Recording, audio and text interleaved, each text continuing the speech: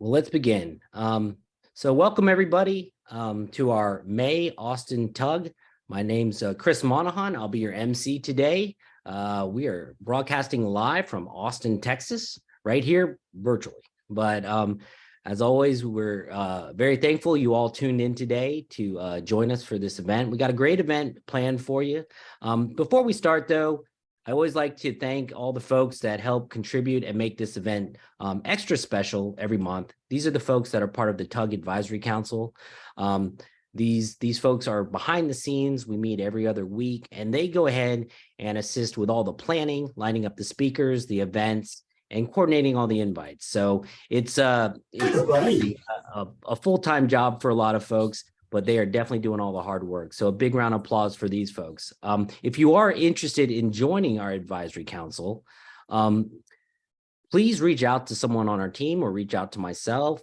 We need folks that are that like doing marketing or event planning, or if you're just great at social media, please let us know, and we'd love to have you on the team. So with that, let's talk about the agenda today. So we have a great event plan for you. Like I said, we'll go through a couple housekeeping announcements, and then we have our featured speaker today, Ava Murray, who's the lead evangelist over at Snowflake, and she's going to give a presentation about finding your professional niche in the data industry. And then we're going to do a TC recap panel discussion. We're going to have folks from our advisory board and some community volunteers that'll be able to tell you a little bit more about some of the cool things that we saw at TC. So as a reminder, as always, this is a live meeting, so please observe general Zoom etiquette. Please be on mute if you're not speaking, but we do want you to participate. So make all your comments and chats down in the chat window. If you have any questions for our presenters, we will do a Q&A at the end of the presentation. Any material that you see here, we will go ahead and send that via email after the session, and there will also be a link to the recording, right? So let's talk about some general housekeeping announcements. We have some TUG events that are coming down the pipe. It's going to be a busy schedule. In June, we have an event on June 15th. That's a Thursday, and that'll be virtual again. And then we're going to take a break for the summer like we normally do. So July will be off, and then we'll be right back in August and September to do some more TUG events. I will mention that August will be a hybrid event. We're going to be planning a social around that as well. So be on the lookout for some more information. And if you're in the Austin area, we'd love to have you come and meet up with us. So, also, I wanted to announce that we have moved to a new platform. It's called Bevy. Behind the scenes, all that transition has been done. However, you'll notice that our Tableau user group link now has changed slightly. It used to be usergroups.tableau.com/Austin. Now it's Austin-Tableau-user-group. I guess it's done for SEO purposes. I'm not sure, but that is our new link. So please bookmark that for future reference. We have something very exciting that we announced last month, and it's been great and tremendous. I forget how many. Homer, do you know how many people we have on Slack now? I forget. It's probably in the 60s or something. But it is. We launched a Slack community, a new workspace just for the Austin TUG. And it's great because you can join, and we have all sorts of information there. You can do, we announce our community events there. We have general submission for speaker topics. We also have some things there for people that are maybe seeking for help or need people, or people that are looking for a job. So go ahead and check that out. If you don't have an invite, you should have received it by the email. But if you don't, please reach out to someone on the advisory board and we'll get you set up. Also, I don't know if everybody got a chance to check out TC. Hopefully y'all were able to make it in person. If not, everything was online, but I wanted to announce that, all the sessions that were recorded, you can watch them now as well. So. Oh, yeah. All right. Get a little feedback. So that's fine. All right. Well, that's the joys of having a live meeting. So if you, as I was saying, all the sessions are now online. So if you'd like to check them out, please check them out. I have the link down at the bottom. There's a lot of great sessions for everyone and every single topic. So please go ahead and and give it a try. So without further ado, I'd like to again announce our featured speaker, Ava Murray. She's the lead evangelist at Snowflake, and she's super passionate about all things data. You guys might recognize her. She was the co-leader of Makeover Monday. So I know that's very popular with a lot of fans here. And she's also a 4-time Tableau visionary. So with that, Ava, I will turn it over to you. Thank you, and thanks for the intro and for having me. And hello, everyone. I'm not sure I've met many of this group. As I launched my presentation, I wanted to invite you, yes, please ask questions along the way, and I don't mind being interrupted. So if, Chris, Homer, Amy, if any of you see a question that should be asked right at that point, please feel free to just interrupt me and we can go ahead. Otherwise, I'm happy to answer them at the end as well. So, oh, there's somebody who might need to be muted. So with the topic today, finding a professional niche in the data industry, it's something very close to my heart, and I've put a little subtitle there, but what could I possibly add that others haven't done yet? Because that is something that I thought in the beginning. I started using Tableau about 10 years ago, actually, when I first came across it. And in the beginning, I didn't have those thoughts at all. I was just like trying to wrap my head around, okay, I've got this blank canvas and I need to do something with it. And I couldn't even figure out how to connect data and how to create the first chart, because I'm like, I don't know what the first step is here. But as I got into that a bit more, I'm like, okay, there are people doing really cool things and I want to contribute, but I don't really know what, because it feels like everything's already been said and done. And I want us to remove that thought from our heads. I want everyone to feel like, actually, I have something valuable to contribute and I have a way to create my own niche for myself, because that's what I think we should do. No one's going to give you your niche. You're going to create that for yourself. So that's what we're going to focus on today over the next 20 or so minutes. I have a bunch of slides. I will make them available as a PDF afterwards, so that people can review them. And hopefully you will find something in there that helps you, carve out that niche for yourself. So let's dive into it.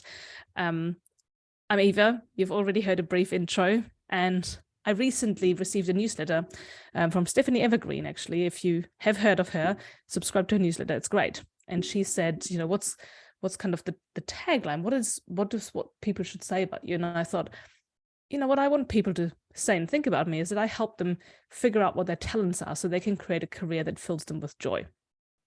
There is a little QR code here. You will also see it at the end with the link to my link tree, where you can then find my newsletter, LinkedIn page, my website. So it's all in one place. But that's what I wanted to start with.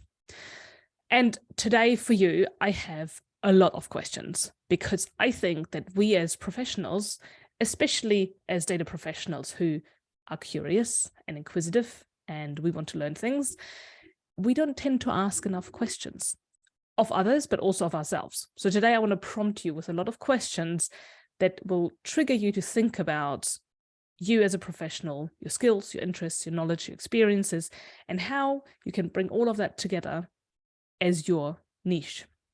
So let's start at the beginning. Maybe you've been using Tableau for a while. I'm assuming you've had at least some exposure to it, given that you're here in this Tableau user group. And you're wondering, okay, beyond the use of Tableau in your day job or in community projects or however you apply it, what else could you do with that? What could you do with your knowledge and your skills, and how could you turn that into something that resembles a professional niche for yourself? Do you maybe think that, given everything that's out there, the 50+ Tableau visionaries, the hundreds of ambassadors who are creating content, who are creating projects, who are helping people learn, then there's all the stuff from Tableau and from the partners and the presentations from customers at the conference. And you feel like, is there any more space for any more new stuff? Is there anything new to be said? It seems that there's already so much out there. What could you possibly add? And I think we all have something that we can add. And I've got a little giraffe in the background. I think they're really interesting animals. Also, every giraffe has a very unique pattern. So that's why the giraffe is there.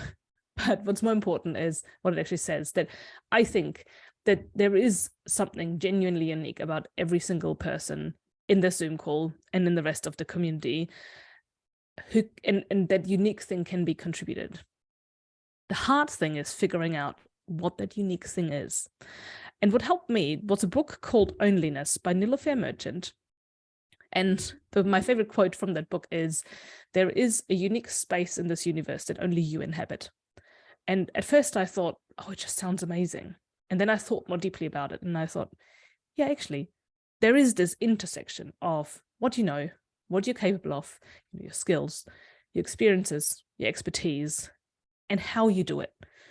And where all of that intersects, that is that onlyness, that uniqueness that you bring. And I want to help you unravel some of that so that you can feel like, actually, there is something that you can add in this community, in this industry that feels so saturated already. So I have spent the last year much more actively helping people figure out what their direction is. And today I want to share my key tips so that you can take the stuff that you're great at and you can carve out that space in the industry for you. And we'll start with Tableau, like I mentioned before. Thinking about how you're using Tableau today. And you're welcome to actually put some things in the chat if you like. I'm going to put that on my screen here to the left side. So feel free to share a little bit about what you're using Tableau for today. Is it to build dashboards and reports? Is it to do visual analysis? Is it as a hobby? Maybe all you get to use it for is for community projects, but not really in your day job, which is okay. What are some of those things, some of those ways you're using Tableau? And then also, what do you enjoy building? Some people maybe start with one thing, but they figure out, oh, they really like something else. Maybe what they enjoy doing in Tableau is spatial analysis. Maybe they really like creating maps and working with their stakeholders on figuring out where things are happening geographically and seeing trends and seeing patterns and sitting with those business folks and figuring out what that means for the organization. Something many people like is really getting into the code. They want to create some advanced calculations to help them do complex things in an elegant way that the user thinks is like magic. Other people really like focusing on the design, and it could be obviously multiple things for one person, but we tend to see, at least what I've seen in the community, is some people really like the technical elements. Some people really like the design elements. Others are like, okay, I really want to get better at storytelling. So thinking about these questions, what are the things that you do with Tableau and that you really enjoy doing, that you feel drawn to? And Nicole says that she builds dashboards and then she loves focusing on the data, and that the Tableau prep is actually her jam, which is great. Now, once you've thought about Tableau, what are some other tools that you use? You might use Alteryx, Fivetran, dbt, Excel, Tableau prep. There might be all sorts of tools that you use in addition to Tableau that are complementary, that are in your organization. Maybe you have to export from Tableau to PowerPoint. All of these things, and there's no judgment from me. Like, whatever is the situation, and you might not always be able to change it. For now, at least, it's assumed you have to work with it. Maybe part of your job is not just the analysis, but also the data prep, getting those pipelines ready, getting the data into shape and ready for analysis and for distribution. Maybe you're at the point where you actually want to step away a little bit from the hands-on work and get more of an overview and understanding of the entire tech stack in your organization, understanding where the data comes from, where it goes in the end, what all those interdependencies are, the complexities in the system, the processes. And I think that's a really fascinating part of anyone's job, if they can make it part of their job, because it gives you a more strategic perspective in the long term and gives you a chance to actually sit in meetings and decisions that you otherwise might not. Because if you have that overview, if you have that understanding of how everything hangs together, it gives you the chance to have more influence. I'm just quickly scanning the text. So calcs are Josh's favorite. Homer said he used Tableau to create visualizations. Nice. Brian uses Tableau for charts and mapping related to workforce, education, skills and gaps. Excellent. And then when you think about other tools, what are some of the cool things that maybe you've figured out? So maybe you've got a really neat way of working or using two tools together, Tableau plus something else, or you've developed some best practice documents, whatever that might be. And finally, is there a certain way that you use them that could be unique? Maybe you do things differently, and that's cool. That's something to write down. So those considerations, because yes, Tableau is a big part of the equation, at least for those of us in the room, but there are other tools as well that play into it. In almost all organizations that use Tableau, other tools are at play. And I would recommend to everyone, especially in the current climate, to not put all their eggs in one basket and to not just focus on one thing, but to broaden their perspective and to just at least get an understanding. You don't need to be an expert in all the tools, but gaining an understanding of what they're used for, what the connections are, how they hang together, and what all of that means for the organization and how things are, coming about when it comes to data. Now, we've covered Tableau, we've covered the other tools. Think about the industry that you're working in. You're all in different industries, and I would love to hear actually what industries you are working in right now. So, I've got some examples here. I've put in there research or, biomedical research, retail, manufacturing. But yeah, put in there what your industry is and have a think about the expertise that you bring when it comes to your business and your industry. Now, you may have worked in the same field, but for different companies over many years. You probably underestimate how much you know compared to somebody who is just entering the industry. There's so much knowledge you accumulate over time. And I'm thinking of people who've spent 5, 7, 10, 15 years in a certain field. Could be education, could be healthcare, retail, tech. So I see real estate, government, chemicals, financial services, government. Yeah. There's so many industries out there, and all of them have very different ways of doing things. And the more you learn about your own industry, even if you've just joined, the better equipped you are with an understanding and appreciation of what the stakeholders are actually looking for. What is the business, even if it's non-profit, but if we call it the business, what are the people looking for? What are their challenges? What are they trying to do with data? What are they trying to learn? And when I think back, so when I think to education, I did a talk earlier this year to an education audience, and we looked at learning paths for students and how data can help to optimize the learning path and to give them a better experience as students at university. Then how are you applying that knowledge today?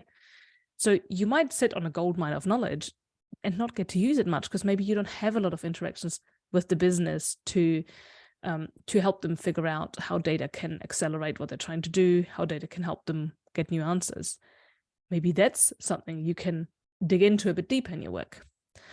And then what is, again, that intersection? So when you look at your experience that you have, the perspectives you've shaped over the years, maybe if you've worked in government, you've worked in local government, federal government, maybe you've worked in different parts of a government organization.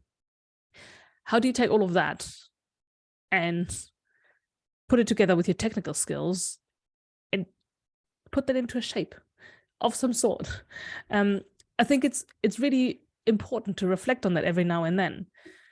Yes, on the surface, there might be a job title and there might be a number of tasks and projects you're working on. But when you really dig into what you do every day and what knowledge it requires for you to be able to do it, you will probably quickly uncover there's so much more that you haven't advertised yet, that you haven't utilized yet to build a niche, but also build your, let's call it, personal brand.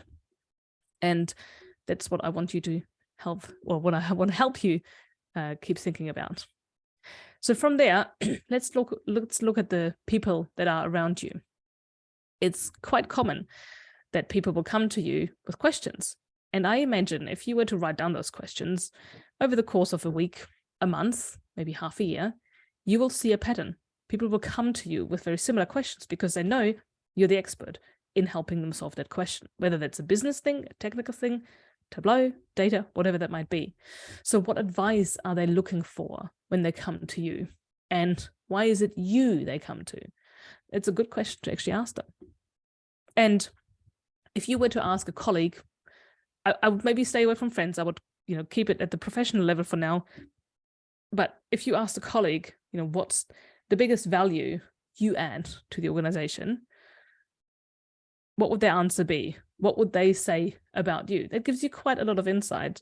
And I understand that genuinely asking that question of a real person probably feels a bit awkward and feels like fishing for compliments.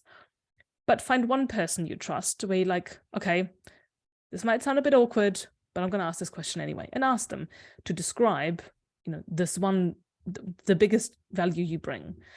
And I am pretty certain you will be surprised by what they will give you back in an answer where you're like, oh my God, I hadn't considered that. Oh, I didn't realize that's how I was perceived. And I mean that in all the positive ways. I think we often don't quite realize the impact we can have. And then finally, and this is not an exhaustive list, this is more of a starter, what do you like helping other people with? If somebody said, I need help and I want your help, what do you wish that question is going to be?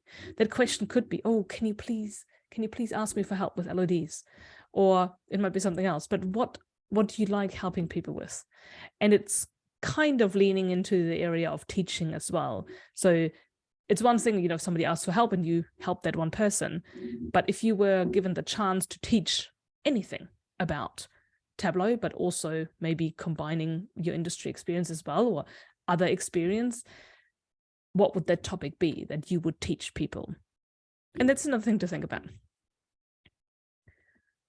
And it's great to see so many people coming in with the answers: education, trucking, package delivery, healthcare research, debt finance company.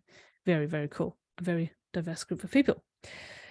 So then we'll go a little bit outside the workplace and we think about other interests and passions that you have, because I believe that they're all connected. Yes, we have work and we have our personal life, but things bleed into each other. And I'm sure that you have at a barbecue spoken about Tableau at some point to people who've never heard about it. And I'm sure that some of your personal life comes into work because things cross over, and that's not a bad thing. What would you say are some of the hobbies that you pursue, and how do you spend your free time? And again, I'd love to see some of the answers in the chat. For me, I love cooking, I love baking, hiking, walking, swimming. So those things, and they're not directly related to work at all. But when I look a bit deeper and, peel back the layers, they are actually related to work. So early on in my life, growing up in Germany, going to school, in primary school, you have to write a process description for frying an egg or pancakes or something like that, right? Simple meal and how you do it. Well, guess what? Process descriptions are actually pretty important, because when you think of any documentation of how you're, teaching somebody to do something, or you have to genuinely describe a process, well, you need to do it properly. And of course, I'm not saying I want to passionately write manuals for something, but I might have to talk someone through a process, and maybe we can share a screen, maybe we can't. I have to be really switched on to not miss a step, to not miss a crucial element where they're like, oh, I clicked on that, but nothing happened. Oh yeah, because I forgot to tell you something. So cooking is related to that, because I have to think about the process, the timing, the ingredients, how everything hangs together. And I definitely think that having now cooked for, a lot for almost 20 years every day has given me things that I carry on into work. Other hobbies, I don't know how much swimming teaches me for work, apart from, relaxation, breathing techniques and staying calm, and just maybe swimming is about being in the zone and, really honing down into one thing and just keeping at it until I'm done. Josh is a dance teacher, a DJ, storyteller, and musician. That is all really creative, but on top of being creative, it's also artistic. And I'm sure that comes in well when it comes to visualization and storytelling with data. Nicole had to write a process, washing the dog. I love that. I didn't have a dog as a kid. Your Oh, example reminded me. It was, yeah, you got to remember all the steps or else. yeah. And I saw actually on the topic, I saw a funny video once of a dad doing that with his kids, helping them, write these kind of process descriptions. And then he would execute the process. And I think it was about making a peanut butter and jelly sandwich. And he executed the process based on their description. And, they would say, put the peanut butter on the toast.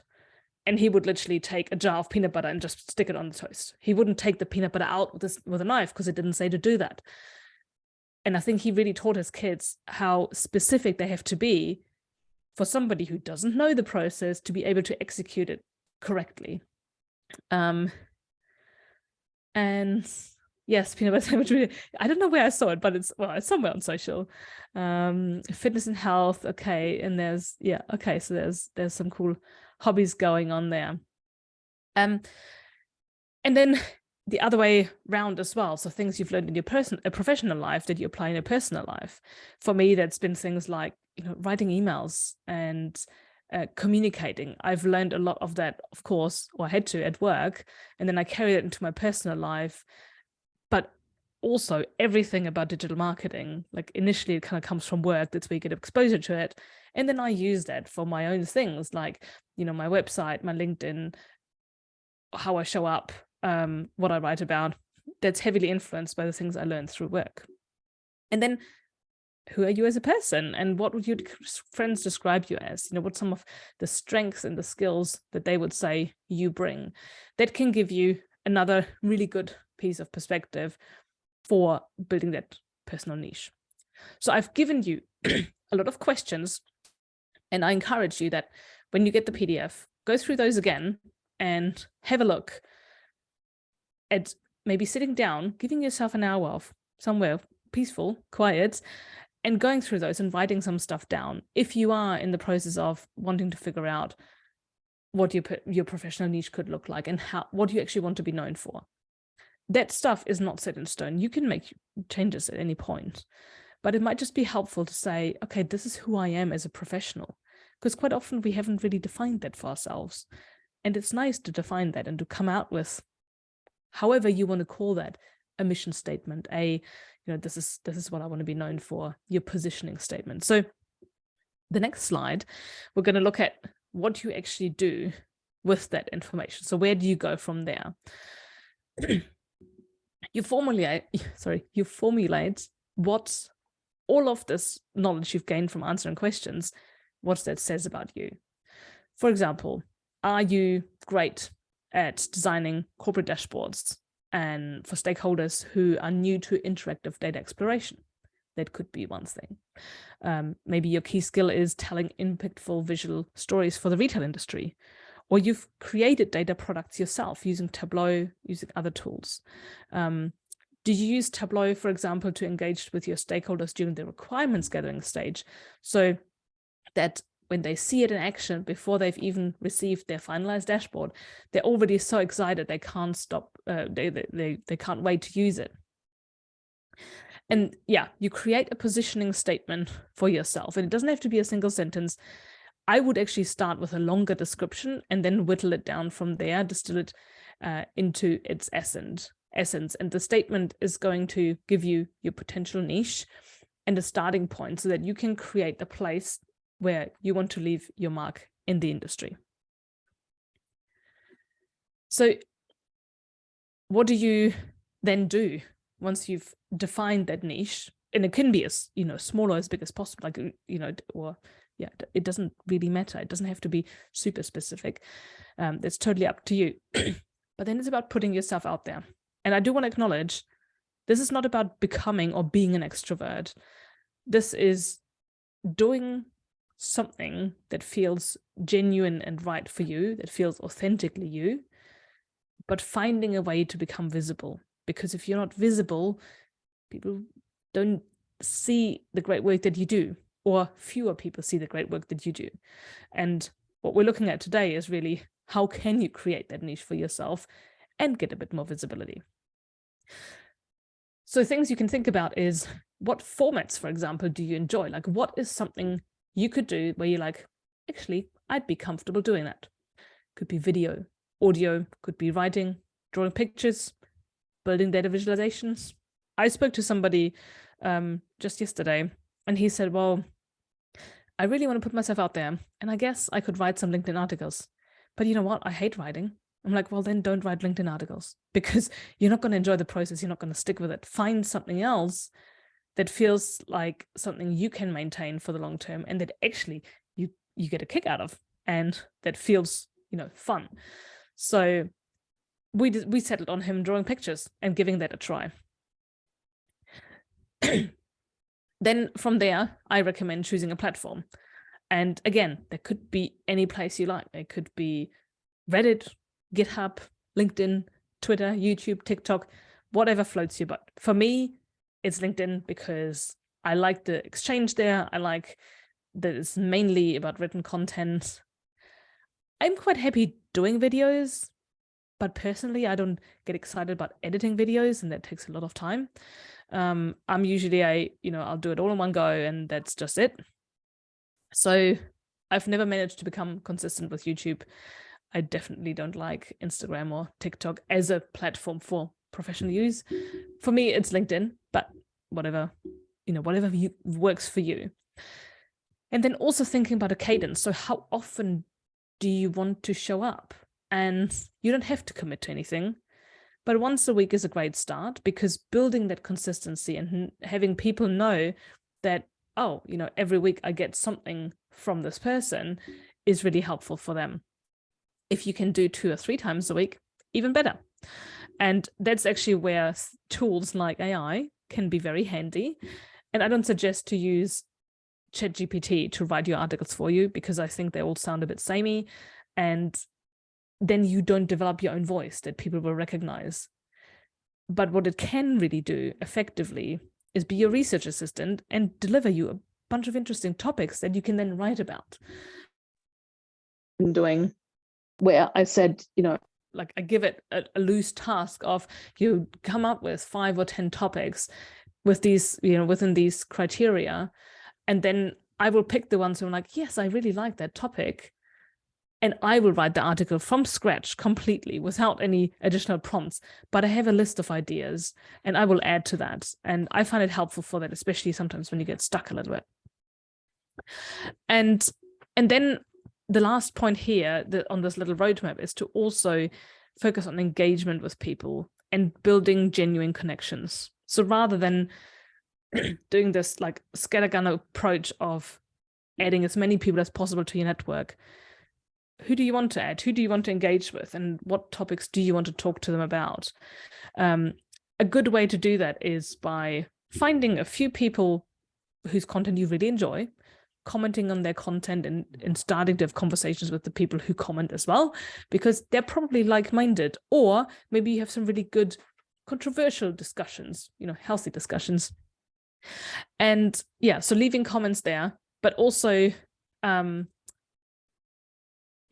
connecting with people who comment on your content. If let's say you're producing something for YouTube and people comment on your stuff, forming a connection, finding a way to engage with them more, asking questions, but also answering questions, sharing your insights and input, and sharing things that you find really useful. So in addition to creating my own articles for LinkedIn, when somebody I know or somebody I follow creates something that I think, this is really, really good, and it's going to be really, really valuable for people in my network, I will share it, and I will add personal commentary of why I think somebody should watch this, or why I'm sharing it, and give people a bit of an incentive to look at that content.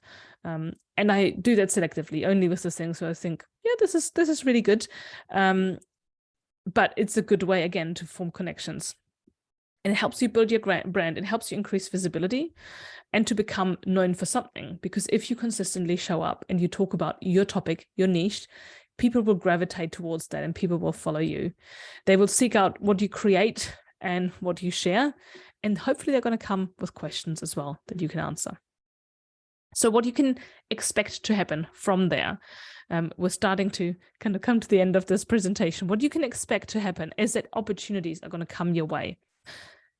Now, in addition to opportunities coming your way, because it's a bit something you don't have huge amount of influence on, is creating your own opportunities. So by creating content, by becoming visible, sharing your expertise, you might be approached about collaborations with others. And that happens a lot in this community, in this Tableau community, but also be invited to speak. And it could be this tug, it could be other tugs, it could be other events. You might be asked to, join a podcast. Appearing on a podcast by invitation is typically something that takes a little bit of effort of, building your profile as well. But all of those things can happen. And yes, it might not be about public speaking for you. It might be something else you want to do. These are just some examples. And I find that so exciting because typically the stuff you're then asked to do or invited to participate in are things you couldn't have imagined and that you couldn't have predicted simply by showing up and creating written articles, videos, how-to guides, whatever it might be. And that is really where the gold is and where you will then feel drawn to things. And some stuff might not work out. Some stuff you might do and you're like, wasn't as much fun as I thought. And that's okay. That's part of the learning process. But it's really a good way by you building what you want to put out there, creating your own opportunities, not waiting for someone else to come to you. So from there, I'd love to hear what you want to do next, if you have something in mind. And I'll keep this question in mind and keep your answers coming in while we move on to the Q&A. And I want to finish out by just offering my help as well. So if you feel like, oh yeah, this has some good stuff in it, but maybe there's other questions as well around career, my waitlist is actually open. So I wanted to call that out. So for September, October, I'm taking on new people who want to do some career coaching and go into these questions and more. So yeah, you just head over to my Linktree and then send me a message there. And with that, I am done. I'm going to hand over back to Chris to moderate the Q&A. All right. Thanks, Eva. Yeah, that was an awesome presentation. I know a lot of folks out there always ask us this question: how do they get started down this path? And maybe how did you get started, right? So I'll tell you this was definitely the most interactive session we've had as far as the chat goes. We got a lot of activity there. So well, great. So now we'll at this point, we'll open up the floor to any questions. I do know we'll take a couple from our advisory board members that did have a couple questions. Homer, I'll start with you. I think you had one, right?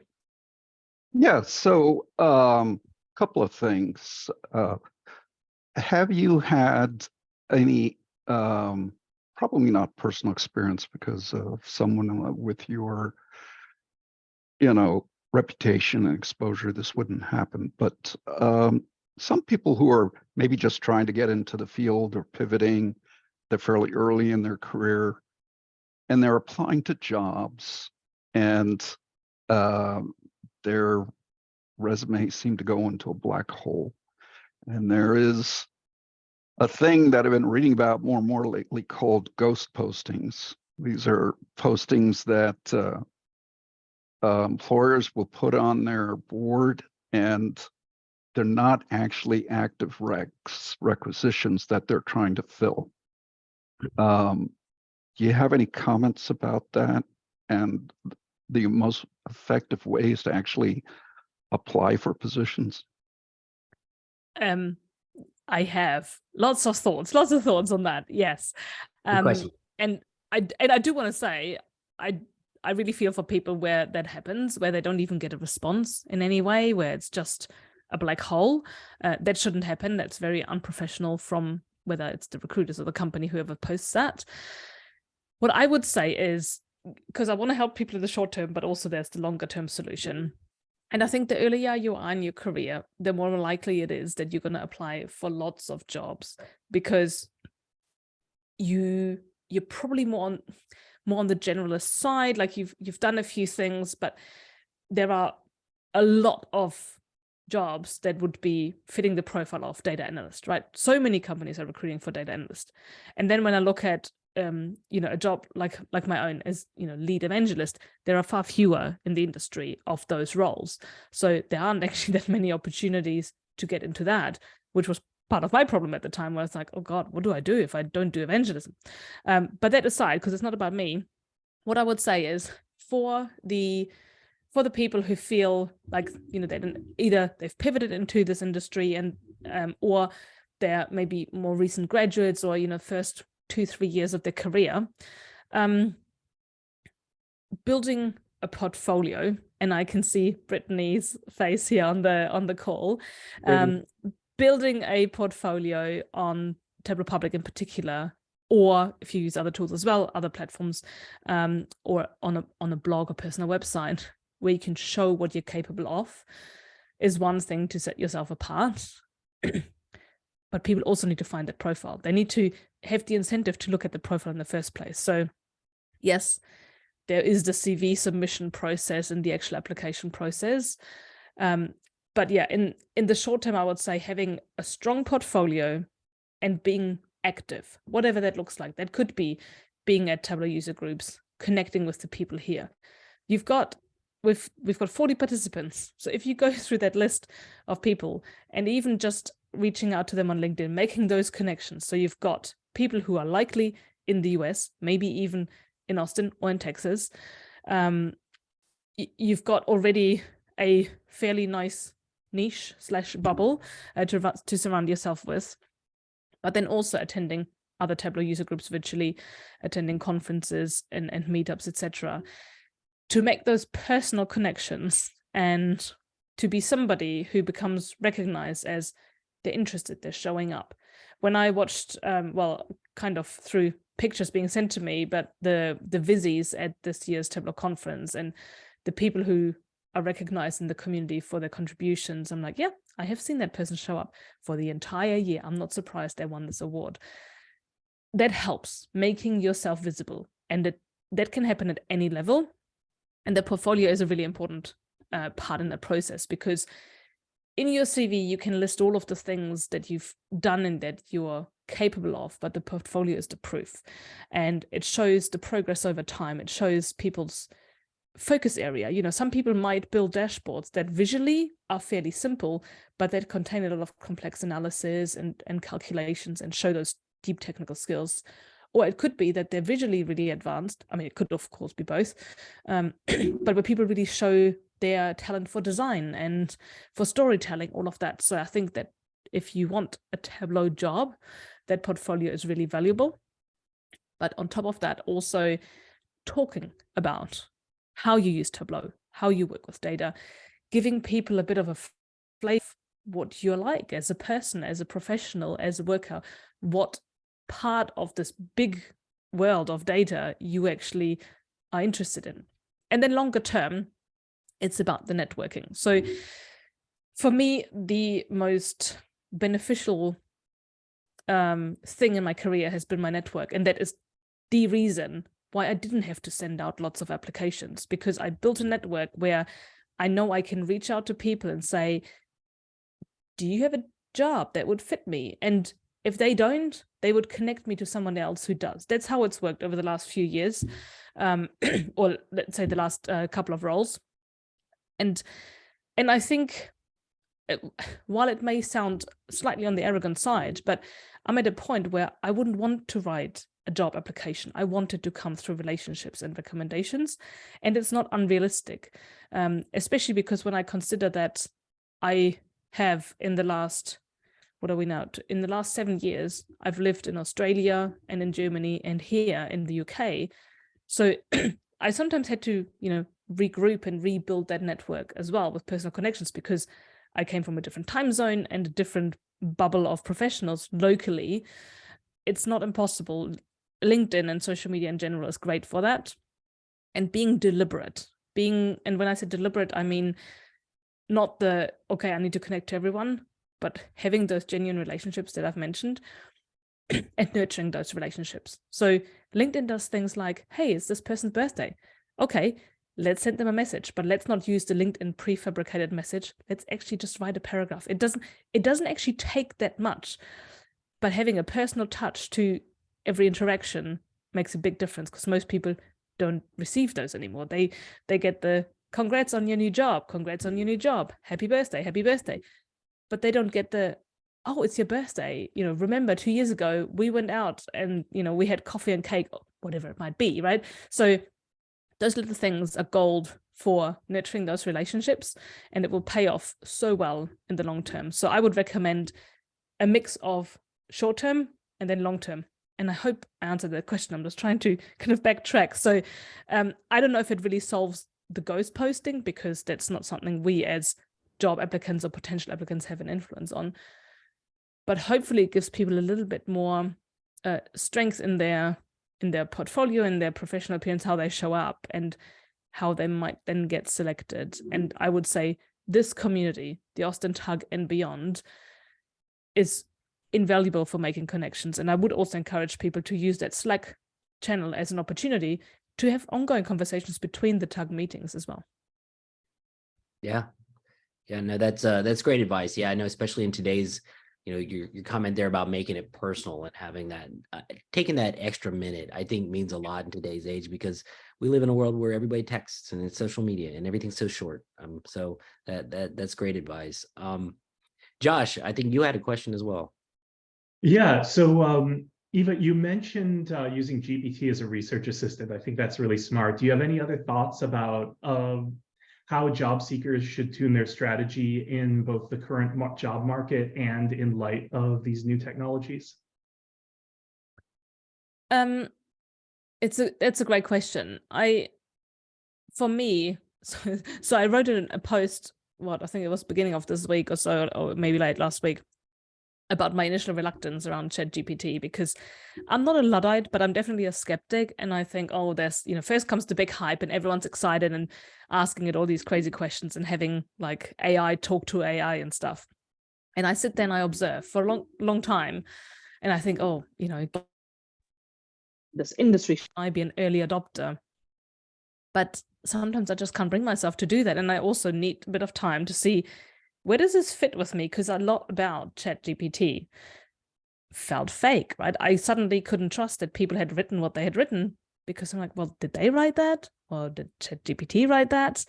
What is their actual opinion? Like, and now I'm seeing all these photos generated by AI, these profile photos. And I think, oh, really? But that's just doing more Instagram filtery kind of things. And so the skepticism comes because I feel like it makes me trust people less when it comes to the things they create or say they create. So if somebody can, if I were to hire somebody or hire a team, if somebody could convince me that the creativity they show, like there's this genuine interest in creativity, and that they show up maybe inspired by AI, assisted by AI, but they still did the work that the humans are so talented at doing, the complex thinking, the really unique human touch. I think that's what I would be looking for. And it's something that I've also said quite often to people, where there's this concern, oh, will AI take over all our jobs? And that's why I think it's so important to focus on the soft skills, the human skills, because that is not something the robot will replace. And I have a bit of a silly example. So most people probably have at least heard of a robot vacuum or might be using one. Now, they work fairly well, right? They can figure out within the confines of a physical space where they've been, and like can have sensors for how dirty the floor is, and they can clean it up. What a robot can't do quite easily is laundry, because you have different fabrics, different instructions for different pieces of textiles, different detergents. That is not simple. That is actually quite complex. And for us, we might be like, oh, vacuuming, laundry, same. Like for us humans, it's probably just, equal kind of levels of complexity. But for them, to be programmed that way is much harder. So I think what can we as humans contribute to the workplace, to our professional lives, and to solving problems in the business, in the world, that a robot can't? And there are so many things we can do. And if we focus, in addition to the technical skills, if we focus on those soft skills, on showing up, building relationships, bringing stakeholders together, making them feel understood and heard and listened to, and like their problems are going to be solved, then we can use AI to really help us unlock some of that, save us time, take over the mundane tasks, automate data pipelines. Let's do away with that. And then we talk to the business and with the business about, okay, what are your challenges? What are all those complex things? And how do we solve them? And how do we make that a reality? So that's probably a bit of a big pie in the sky answer to your question, Josh. But yeah, that's I think where I would start, trying to focus on presenting yourself, and that's not just in a meeting, but in your online appearances, as the person you are, and and not just focusing on the technical skills.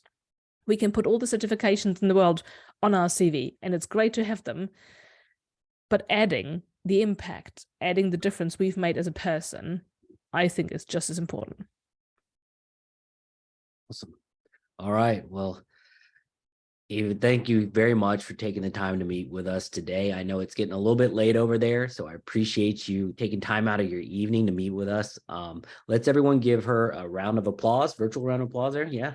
Thank you. Thank you very much. And yeah, we hope to see you again soon. So everybody check out her blog, and we'll send out the information and the links that she had in her presentation to the rest of the TUG community later in an email. All right. Excellent. Thanks for having me. Take care, everyone. Thank you. Take care. Bye. Bye. All right. Let me go ahead and share my screen again, guys.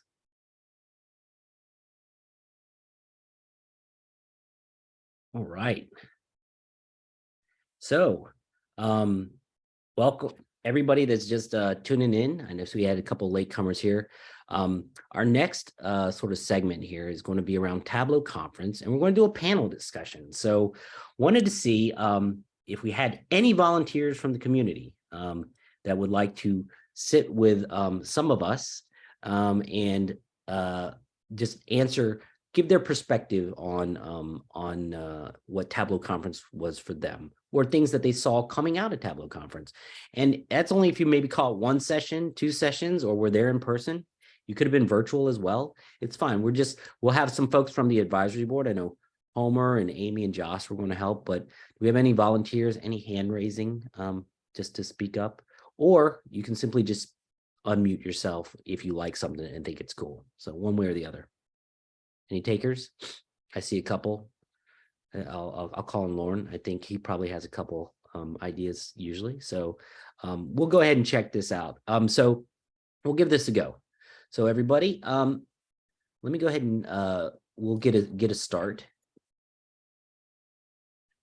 So TC was last week, and 8,000 people descended onto Mandalay Bay in Las Vegas. And for those that weren't there, it was a great time. It was, it's a great venue, great casino, and it was just well done. I have a couple pictures that I captured here. Obviously, I love the little tagline up above, have a good data. That was pretty cool. And then I took some pictures of the data village as well. And they had this huge data sign to welcome everybody, and everybody was taking pictures in front. It was a lot of fun and just a great experience to be immersed in that kind of atmosphere where everybody's just super passionate about data.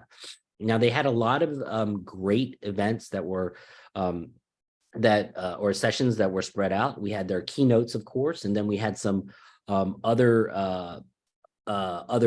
sessions that were sprinkled out throughout the week. All of it was virtual. They do a great job of doing a virtual show for folks. So if you weren't able to catch some of them in person, you could definitely check them out on the web. And that's the great thing about Tableau Conference now. It's just so well done, even virtually. So I went ahead and highlighted some of the key topics I saw that came out of it. I'd love to get people's opinion on some of them, and then we can just sort of talk on some of them one by one. And then, of course, I see Brittany's here as well. And Brittany, I hate to put you on the spot, but when we get to Iron Viz, I'd love to get your opinion on it. And you did so well as well. We were rooting for you. For those that don't know, Brittany was in the Iron Viz, and she was runner-up, and she did a fantastic job. But she's also a friend of the Austin TUG. She presented a couple months ago, so we've been rooting for you all. So we'd love to hear your opinion as well. So let's go ahead and talk about the first sort of announcement here. And the big splash was Tableau GPT. And so this was the best sort of screenshot I could capture here. But Tableau GPT, just like all GPTs taking over the world, right, is a new way of AI and how we're going to be powering analytics through Tableau. And it's really powerful. And one of the things that came out of it, it's going to be integrated into all sort of aspects of Tableau within the interface. There were some examples of it inside prep. I don't know, do some people have some comments? Had they seen this before? Love to get people's take on that. I know some people saw Tableau GPT. Okay, Tony, did you see it? Come on, Tony. All right, so for those that didn't see it, there was something called Tableau Pulse that came out. And Tableau Pulse is powered by Tableau GPT. And Tableau Pulse is really going to change the way, one, we produce content within Tableau. We'll still, of course, have dashboarding, but how do we produce content on the fly? And then how do we also consume it? And it's going to change the way we do that nowadays. So using Tableau GPT, we're able to use like NLP technology, just natural language processing, and type in sort of what we're thinking, and it'll generate vizzes on the fly. If you're used to the old metrics feature in Tableau, somewhat similar, except it's like Ask Data, but done a lot more slick, and it's a lot more intuitive, I think. And then you're able to quickly generate this content and share it. So I thought this was a really cool feature, and the way that you can consume this via email or in Slack or anything like that seems very, very easy to do. So I thought it was a cool feature. I don't know if anybody has any other comments, feel free to chime in as well. One other cool thing was Data Cloud. Data Cloud was a big announcement. Salesforce has been pushing this through a lot of marketing campaigns. And what it is, it's similar to a CDP, right? A customer data platform where you're going to now have your data, your CRM information, everything being enhanced by AI. So all your data, especially within a Salesforce ecosystem, will be together in one place. And this will give you a customer 360 view. And you'll be able to understand and service and support your clients better. And so it's really, really interesting. It's exciting. It's brand new technology that's coming out. And I would expect a lot of people to start seeing this soon within their organizations. Now, those are sort of the big announcements during the keynote. One of the coolest things I love about Tableau conference is Devs on Stage. And I'm pretty sure a lot of people agree. Devs on Stage is awesome. That's where people are cheering for even the craziest stuff. I once saw everybody going absolutely mad about Tableau fonts. I think that might have been 6 or 7 years ago. They just standing up. And this was back when you had 15,000 people cheering about Tableau fonts. It was crazy. Now, some of the exciting announcements coming out were also awesome. So one is Tableau Public sorting and filtering. I think that's extra cool. I'm on Tableau Public a lot and always have a hard time finding things. And so, just being able to find stuff easier was really, really cool and interesting, I thought. Another enhancement that they made just to the web is that now when you share something, you get a little pop-up that asks you if you really want to grant access to something. And I think that's cool because that adds that extra layer of security. So that's another cool little feature that was added, but I think that's extra special. The other one too is image roles. If you haven't seen this before, if you want to have images within some of your visualizations, you needed to have some sort of extension or something like that. They now showed animated GIFs. I mean, people were going crazy over this. You can just imagine all the memes you can add now into your visualizations. It's super cool. I think a lot of people really liked this one. And I think probably the one that got some of the biggest cheers was address geocoding. This was something that was not native in Tableau before, but now is. And so you can go down to the address level and have that geocoding built right in with Tableau. I don't know, show of hands on the chat. Do a lot of people find this feature useful? Do you do a lot of mapping? I think. See a couple of hands raised there. Cool. And I would say this one probably got the biggest cheers. Boom, Sankey's in Tableau. So Sankey diagrams, you're going to have those native in Tableau now. They're already on Tableau Public. You can check them out there. There's a bunch of other visualizations that are also coming, but literally the announcement was boom, Sankey's in Tableau. So that's exciting in itself. It's good to see that Tableau is adding a lot more visualizations now that are going to be out of the box too. I think it's refreshing to see some of those come. My personal favorite was something called shared dimensions, and they're calling it the meatball. So some of you guys that might not know what that is or why this is cool is that before, Tableau introduced something called relationships, and it was very powerful sort of paradigm to add into Tableau data sources. But now we have something called the meatball, which allows you to have shared dimensions between multiple fact tables. So especially in retail, you can do like sales and inventory analysis all within the same data source without having to require any blending or anything like that. Super cool feature, very powerful. There were some other things like some new admin features, whatnot, and I think a lot of developers and administrators appreciated some of those features. But I think the one that was seemed like the most futuristic was Tableau gestures. And so if you did not catch the devs on stage, and I'll put this link in the chat later so everybody can see it, please check out this video.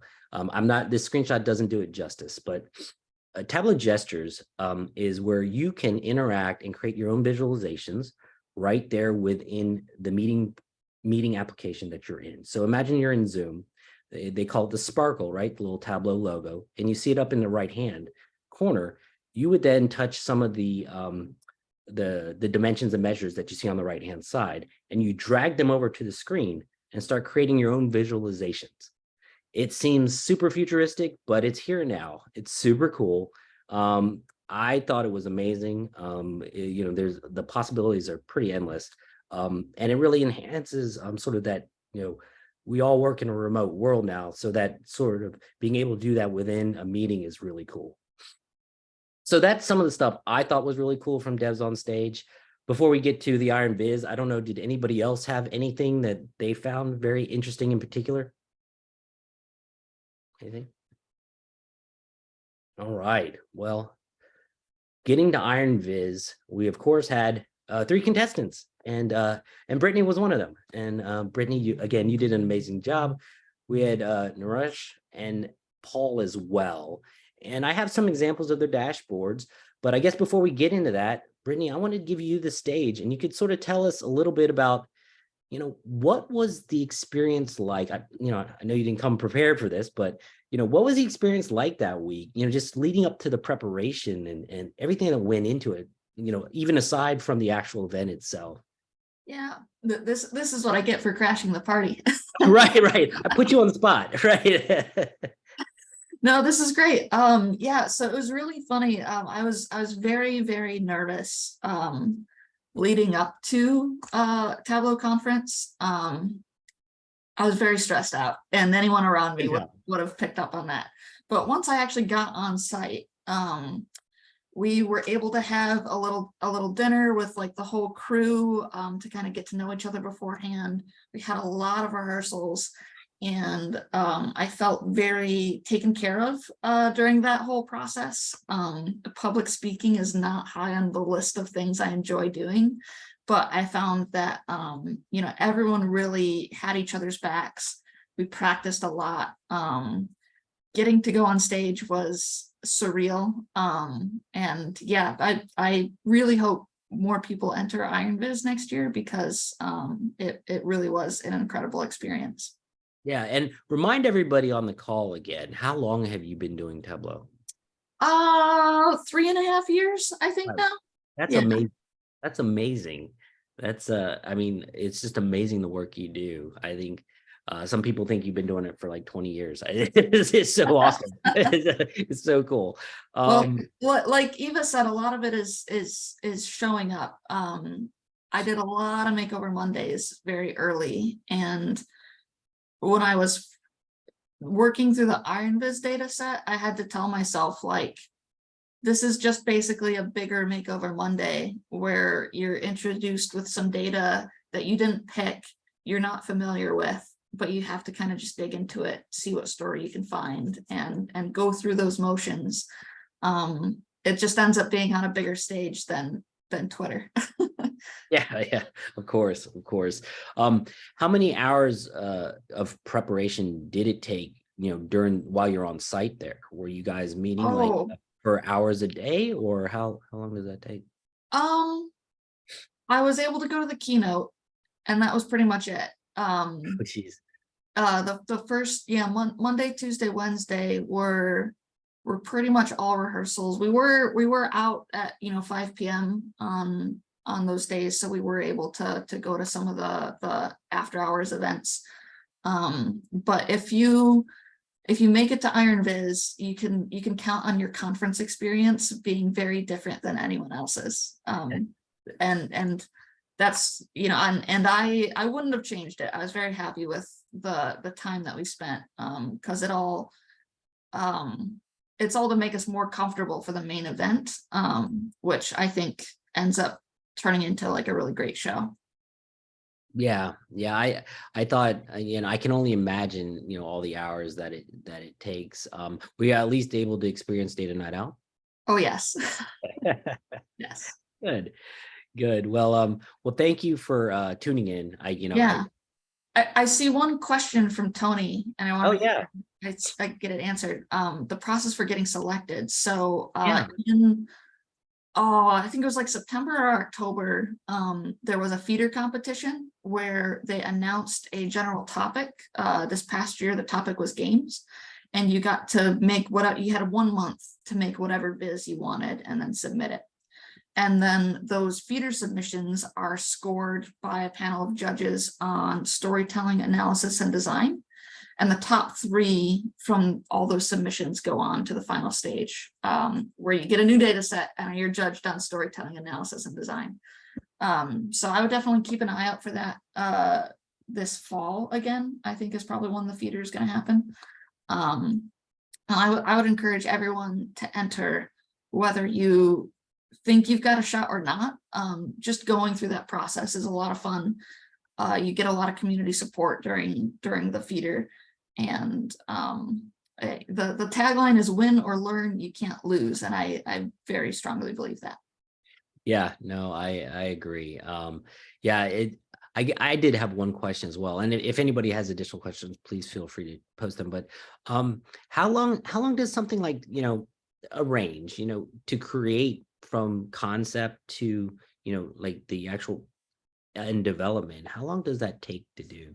Yeah, I should have tracked my time. But I would say, we had roughly a month, a little over a month to work on it.